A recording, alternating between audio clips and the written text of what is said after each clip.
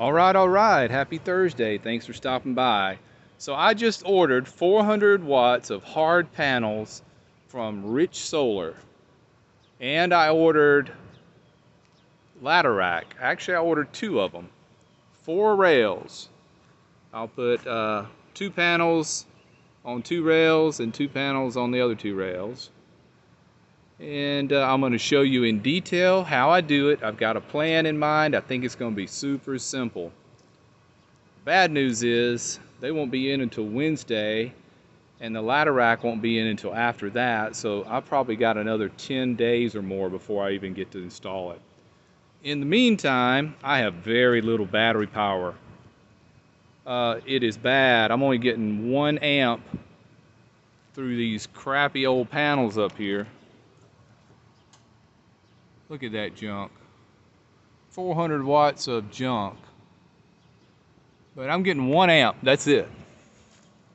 So that's just enough to get my batteries charged up enough to run my fans at night. It's so hot, I gotta have my fans. And I have my alternator charger to fall back on. I could take a drive, charge with the alternator. Just waste gas, but at least I have a backup plan. I put that in just in case something like this happened. Boy, am I glad I did. It'll get me by until I can get my proper solar installed. This is an interesting corridor. I thought we'd just walk and talk. So, I've unplugged my fridge because I just don't have enough juice to run it. Took all my food, put it in the refrigerator at work. And I guess I'll just be, eating out more for the next week or two until I can get that back up and running. It reminds me of the old days when I first moved into the van. I had a cooler for the first year, maybe first year and a half. Didn't even have a fridge. Didn't even have any solar except a little folding portable one. I didn't realize how awful that was. So once you get used to having solar panels and you have all your electrical needs met, and then all of a sudden you don't, it sucks. Going back to the old primitive van life days. Back in January of 2019.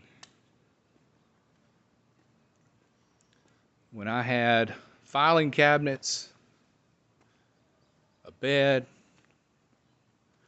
and an old battery from a trolling motor from a bass boat. Oh, that was the good old days. We'll walk down here, turn around, walk back. I'm enjoying this little stroll and conversation we're having. But I'm going to be very detailed about the installation. My plan is I'm going to use the plumber strap that's galvanized, and I'm going to double it or triple it because you can bend it however you want. And the ladder racks that I got are round, they're not square, so you can wrap the plumber strap around it.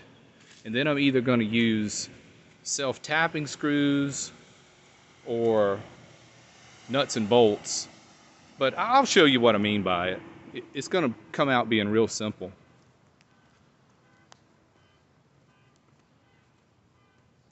This is a nice little pathway here. Great pavers.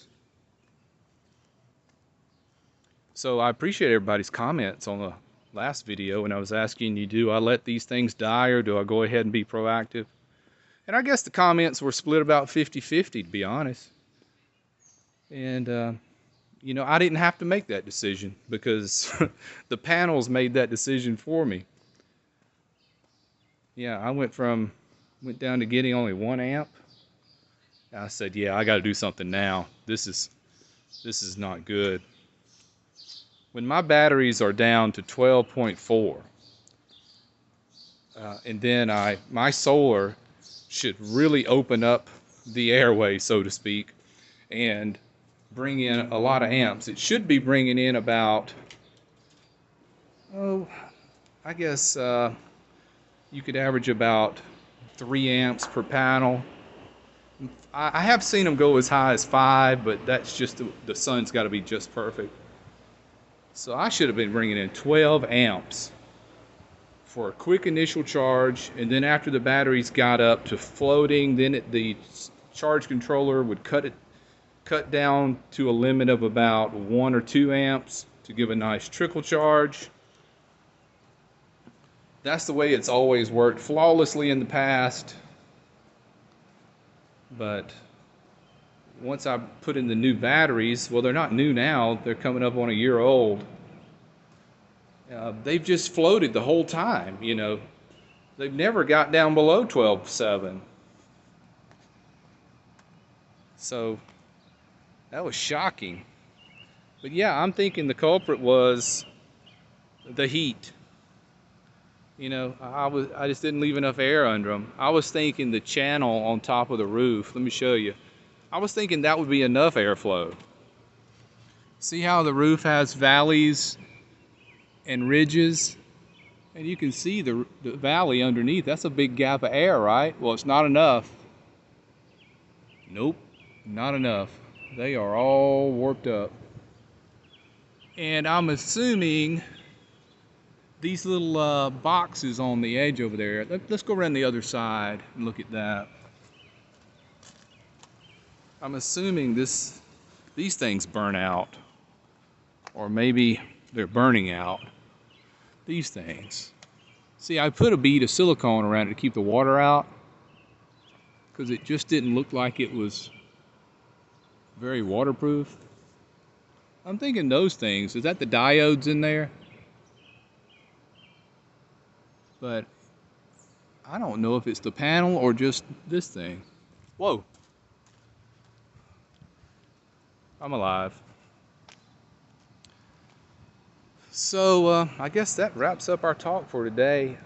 Can't wait for everything to come in so I can you know, do a video. I'll splice it all together, showing you how I'm mounting the galvanized plumber strap to the ladder rack, and how am I attaching that plumber strap to the panels themselves.